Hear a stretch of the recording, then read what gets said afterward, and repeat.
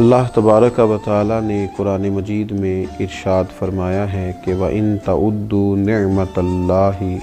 لَا تُحْصُوهَا، فرمایا اگر تم اللہ کی نعمتوں کو شمار کرنا چاہو، گننا چاہو تو گن نہیں سکتے۔ اللہ تبارک و تعالی نے تم پر بے پناہ نعمتیں فرمائی ہیں، اور ڈھیر ساری نعمتیں ایسی ہیں جو ظاہری طور پر تمہاری نظر سے پوشیدہ ہیں، لیکن ان کی بھی تمہاری زندگی میں بہت بڑی اہمیت ہے۔ ہم اپنے وجود سے لے کر اپنی سانسوں تک، اپنی سانسوں سے لے کر اپنے رشتوں تک، ماں باپ، بہن بھائی، بچے، اولاد، اگر ان سب چیزوں کو غور سے دیکھیں تو اللہ تعالیٰ نے بے پناہ لاتعداد رحمتوں سے ہمیں مالا مال فرمایا ہے۔ اللہ تبارک و تعالیٰ نے جس شخص کو شعور کی آنکھ کھولنے کی توفیق دی ہے، خیر اور شر میں فرق کی تمیز بخشی ہے، تو اسے بھی اللہ تعالیٰ نے بہت بڑی نعمت عطا فرمائی۔ مالک کریم نے جس شخص کے اعضاء کو سلامت رکھا ہے، اس کی آنکھیں دیکھتی ہیں، اس کے کان سنتے ہیں، اس کے پیر چلتے ہیں، اس کی زبان بولتی ہے، اس کے ہاتھ اپنی بساط کے مطابق کام کرتے ہیں، تو یہ رب کریم کی بہت بڑی نعمتیں اس کے ساتھ شامل ہیں۔ اور پھر اگر اللہ تبارک و تعالیٰ نے اسے دین کی کچھ سمجھ عطا فرمائی ہے، سجدے کا موقع دیا ہے، عبادت کرنے کی توفیق عطا فرمائی ہے، وہ روزہ رکھ لیتا ہے، اللہ کی بارگاہ میں قیام کر کے کھڑا ہو جاتا ہے، سجدے کی صورت میں اپنے رب کے حضور جھک جاتا ہے، تو یہ بہت بڑی نعمت ہے۔ یہ مالک کا بہت بڑا احسان ہے، یہ اس رب کریم کا اپنے بندے سے محبت کا لازوال رشتہ ہے کہ اس کی بارگاہ کے اندر انسان کو حاضری کا موقع میسر آئے۔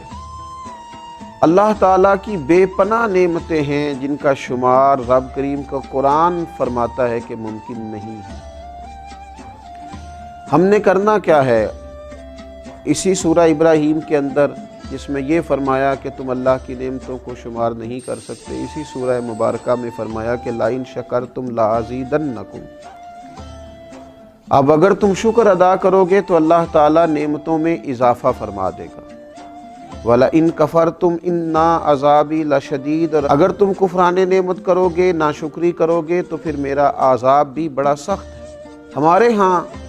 ڈھیر سارے لوگ ایسے ہیں جن کی طبیعت کے اندر شکوے پیدا ہو گئے، ان کے پاس جو ہزاروں لاکھوں نعمتیں موجود تھیں، ان کے شکر کی طرف تو کبھی ان کی طبیعت نہ جا سکی، لیکن ایک جو چیز ان کے پاس موجود نہ تھی اس کے لیے وہ تڑپتے رہے۔ وہ جو چیزیں ظاہری طور پر اور وقتی طور پر ان کو میسر نہ تھیں، اور ہو سکتا ہے اللہ تعالیٰ کی حکمت کا تقاضا ہو کہ وہ چیزیں ان کے لیے بہتر بھی نہ ہوں، لیکن ان چیزوں کے نہ ہونے کی وجہ سے انہوں نے اپنے مزاج میں شکوہ پیدا کر دیا۔ اس کا سب سے پہلا نقصان تو انہیں یہ ہوا کہ ان کے مزاج میں جیسے ہی شکوہ آیا، ناشکری پیدا ہوئی، اور جو وہ نعمتیں اللہ نے انہیں دی تھی جنہیں گن نہیں سکتا تھا، ان نعمتوں کے بارے میں اس نے ناشکری کا اظہار کیا، تو یہ اتنی بڑی انہوں نے اپنے لیے روحانی تکلیف قائم کر لی کہ جس کا شمار نہیں کیا جا سکتا۔ اور پھر جیسے جیسے انسان شکوہ کرتا جاتا ہے، جیسے جیسے وہ شکایت کرتا جاتا ہے، جیسے جیسے وہ حرص ہوس میں مبتلا ہوتا جاتا ہے، اس کا دل بے چین ہوتا جاتا ہے۔ شکر کا مزاج سکون پیدا کرتا ہے، اور شکوے کا مزاج انسان کے دل میں بے چینی اور بے قراری پیدا کرتا ہے۔ شکر کا جو مزاج ہوتا ہے وہ انسان کو یہ احساس دلاتا ہے کہ اللہ تعالیٰ نے اسے بہت سارے اپنے بندوں میں سے اس پر اپنی خاص نظر عنایت فرمائی ہوئی ہے۔ اور یہ جو شکوے کا مزاج ہوتا ہے، یہ احساس کمتری میں مبتلا کر دیتا ہے۔ انسان یہ سوچتا ہے فلاں کے پاس بڑا کچھ ہے، میرے پاس تو ہے ہی کچھ نہیں، فلاں دیکھو کہاں پہنچ گیا اور میں وہیں کا وہیں رہ گیا۔ یہ جو مزاج ہے ناشکری کا، کفران نعمت کا، یہ انسان کے دل میں کھٹکتا ہے، بے چین کرتا ہے، لوگوں کے بیچ اپنے آپ کو چھوٹا محسوس کرتا ہے، زندگی کمزوری والی جینے لگ جاتا ہے، حقارت کے ساتھ اپنا وقت گزارتا ہے۔ میرے رسول پاک صلی اللہ تعالیٰ علیہ وآلہ وسلم ہماری اس خوبصورتی کے ساتھ تربیت فرماتے ہیں کہ جو بالکل عین ہمارے شعور کے قریب بات چلی جاتی ہے۔ حضور علیہ الصلوۃ والسلام نے ارشاد فرمایا، جب تم میں سے کوئی شخص اللہ تعالیٰ کی نعمت کی قدر کرنا چاہے، اپنے اوپر اللہ تعالیٰ کی نعمتوں کا احساس پیدا کرنا چاہے، تو وہ اپنے سے کم درجے کے شخص کو دیکھے، وہ محسوس کرے کہ میری صحت بالکل ٹھیک ہے، اور دیکھو فلاں آدمی خدا کی حکمت کے ساتھ اس کے اعضاء پورے نہیں ہیں، کسی کی نظر موجود نہیں ہے، کوئی اپنے قدموں پر صحیح طرح سے چل نہیں پا رہا، کوئی بیچارہ ذہنی طور پر اعصابی طور پر کمزور ہے۔ کبھی پلٹ کر ان لوگوں کو بھی تو دیکھے جن کا قد بہت اونچا ہے، چہرہ بہت خوبصورت ہے، اور ان کا وجود بڑا طاقتور ہے، لیکن ان کی پشت پر کپڑے پہ لکھا ہوا ہے کہ اس شخص کا ذہنی توازن ٹھیک نہیں ہے۔ اگر کسی شخص کو مل جائے تو فلاں ایڈریس پر، فلاں پتے پر اس کو پہنچا دیا جائے۔ تو یہ ساری چیزیں اگر زندگی میں سوچی جائیں تو نبی پاک علیہ الصلوۃ والسلام ہمیں فرماتے ہیں کہ تم اس شخص کو دیکھو جس کو بظاہر اللہ تبارک و تعالیٰ نے تم سے کم چیزیں عطا کی ہیں، اس کو جب دیکھو گے تو مقام شکر پیدا ہوگا، طبیعت کے اندر تمہارے نعمتوں کی قدر پیدا ہوگی، اپنے رب کے ساتھ تمہاری دلچسپیاں بڑھیں گی۔ اور حضور علیہ الصلوۃ والسلام ارشاد فرماتے ہیں، اس شخص کو چاہیے کہ وہ اپنے سے بڑے درجے کے آدمی کو کبھی نہ دیکھے، وہ اس طرف توجہ کبھی نہ کرے کہ دیکھو یہ آدمی کہاں پہنچ گیا ہے، میں کہاں رہ گیا ہوں، اس کے پاس کتنا مال آ گیا، کتنی دولت آ گئی، اقتدار آ گیا، فلاں چیز آ گئی۔ ان چیزوں میں جتنا زیادہ الجھتا جائے گا، مزاج میں ناشکری پیدا ہوگی، طبیعت میں تکلیف آئے گی، اعصاب شکن تک چیزیں پیدا ہو جائیں گی، اس کا دل بے چین رہے گا، طبیعت بے قرار رہے گی۔ تو جو اللہ نے دیا ہے اس پر جو لوگ خوش رہتے ہیں، سادہ معنی یہ ہے کہ دنیا میں خوش وہ ہے جو اپنے نصیب سے خوش ہے، دنیا میں خوش وہ ہے جو اپنے رب کی عطا پہ خوش ہے، دنیا میں خوش وہ ہے جس کو اللہ تعالیٰ نے جہاں کھڑا کیا ہے وہاں وہ پورے ذوق شوق سے کھڑا ہو گیا، وہ آدمی دنیا میں بڑا خوش ہے۔ تو اپنی زندگی میں جب مزاج شکر پیدا کیا جائے، آپ دیکھیے انبیاء کرام علیہم الصلوۃ والسلام کے شکر کرنے کا کیا انداز ہے، کس طرح شکر ادا کرتے ہیں۔ حضرت سیدنا داؤد علیہ الصلوۃ والسلام اپنے رب کریم کی بارگاہ میں عرض کرتے ہیں، کہتے ہیں اے اللہ میں تیرا شکر کیسے ادا کروں، تو مجھ پر نعمت کرتا ہے، میں اس کا شکر ادا کرتا ہوں تو ایک نعمت اور فرما دیتا ہے، میں اس کا شکر ادا کرتا ہوں تو اور نعمت ادا کر دیتا ہے۔ مالک تیری نعمت پر نعمت، فضل پر فضل، عطا پر عطا، کرم پر کرم ہوتا جاتا ہے،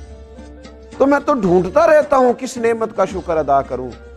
حضرت داؤد نے جب یہ بات کی تو رب کریم نے فرمایا، داؤد اب تم اپنے رب کو پہچان گئے، اب تم نے اپنے مالک کا شکر ادا کیا ہے۔ حضرت موسیٰ علیہ الصلوۃ والسلام اپنے رب کریم کی بارگاہ میں عرض کرتے ہیں، اے رب میں تیرا شکر کیسے ادا کروں جبکہ تیری سب سے چھوٹی نعمت جو میرے اوپر ہے اس کے لیے بھی اگر میں ساری عمر عبادت کرتا رہوں تو میں اس نعمت کا حق ادا نہیں کر سکتا۔ تو اللہ تبارک و تعالیٰ نے وہی فرمایا اب تم نے میرا شکر ادا کیا ہے، اب تم اس مقام پہ آئے ہو کہ جہاں تم نے شکر ادا کیا ہے۔ حضرت نوح علیہ الصلوۃ والسلام کا طریقہ یہ تھا، اللہ نے انہیں عبد شکور کہا ہے نا، شکر گزار بندہ، تو ان کا طریقہ یہ تھا کہ جب کوئی چیز کھاتے تو کہتے الحمدللہ، جب پیتے تو کہتے الحمدللہ، جب چلتے فرماتے الحمدللہ اس نے چلنے کی توفیق دی ہے، جب کپڑے پہنتے تو کہتے الحمدللہ۔ اللہ تبارک و تعالیٰ نے نا ان کو عبد شکور کہا، فرمایا یہ میرا شکر گزار بندہ ہے۔ اور میرے نبی پاک صلی اللہ تعالیٰ علیہ وسلم کا شکر ادا کرنے کا طریقہ تو یہ ہے کہ سیدہ عائشہ صدیقہ رضی اللہ تعالیٰ عنہ فرماتی ہیں کہ رسول پاک صلی اللہ تعالیٰ علیہ وسلم ساری رات کھڑے ہیں نماز کے لیے، اور اتنا کھڑے ہیں کہ حضور کے مقدس قدمین شریفین میں ورم آ گئے۔ میں نے عرض کی یا رسول اللہ صلی اللہ تعالیٰ علیہ وسلم آپ کے صدقے اللہ اگلے پچھلوں کو معاف فرمائے گا، اتنی مشقت کیوں کرتے ہیں؟ تو فرمایا افلا اکون عبدا شکورا، میں اپنے رب کا شکر گزار بندہ نہ بنوں؟ یہ تو میں اس کی بارگاہ میں شکر کے لیے کھڑا ہوں۔ تو یہ انبیاء کرام علیہم کا شکر دیکھیں، رسول رحمت صلی اللہ تعالیٰ علیہ وآلہ وسلم کا شکر دیکھیں، یہ کتنا بڑی بات ہے، کہاں تک یہ لوگ شکر ادا کرتے۔ اور میرے نبی پاک صلی اللہ تعالیٰ علیہ وسلم کے غلاموں، یاد رکھنا، امام بیہقی حدیث لائے ہیں، فرماتے ہیں شکر نصف ایمان ہے، صبر نصف ایمان ہے، اور یقین کامل مکمل ایمان ہے۔ اگر دولت یقین ملے پھر تو تکمیل ایمان ہے، پھر تو اللہ تعالیٰ نے مکمل ایمان عطا کر دیا ہے۔ تو اپنی زندگی کے اندر مزاج شکر والا پیدا کریں، طبیعت شکر والی پیدا کریں، اپنے لہجے کو شکر والا بنائیں، اپنی گفتگو کو شکر والا بنائیں، اپنے معاملات کو شکر والا بنائیں، اپنے انداز سے شکر کو ظاہر کریں۔ اور ایک بڑا شکر، ایک بڑی نعمت پر اللہ کی بارگاہ میں احسان مندی، یہ بھی امام بیہقی رحمۃ اللہ علیہ اس حدیث کو لاتے ہیں۔ نبی اکرم صلی اللہ تعالیٰ علیہ وسلم کا ایک شخص کے پاس سے گزر ہوا، وہ کہہ رہا تھا تمام تعریفیں اس اللہ تعالیٰ کے لیے جس نے مجھے اسلام کی ہدایت دی، جس نے مجھے رسول اللہ صلی اللہ تعالیٰ علیہ وسلم کی امت میں رکھا۔ نبی پاک صلی اللہ تعالیٰ علیہ وسلم نے اس کی بات کو سنا تو فرمایا تم نے بڑا ہی عظیم شکر ادا کیا ہے، تم نے بڑا عظیم شکر ادا کیا ہے، تو امیر حرم میں غریب بے نوا، تو کجا من کجا، ان کا دیوانہ ہوں، ان کا مجذوب ہوں، اور لوگوں کیا یہ کم ہے کہ میں ان سے منسوب ہوں۔ فرمایا یہ تم نے عظیم شکر ادا کیا ہے اس نعمت پر کہ اللہ نے اسلام کی توفیق دی اور نبی پاک علیہ الصلوۃ والسلام کا امتی بنایا۔ تو یہ ناشکری روحانی بیماری ہے، اور شکر کرنا یہ اس بیماری کا علاج ہے۔ ناشکری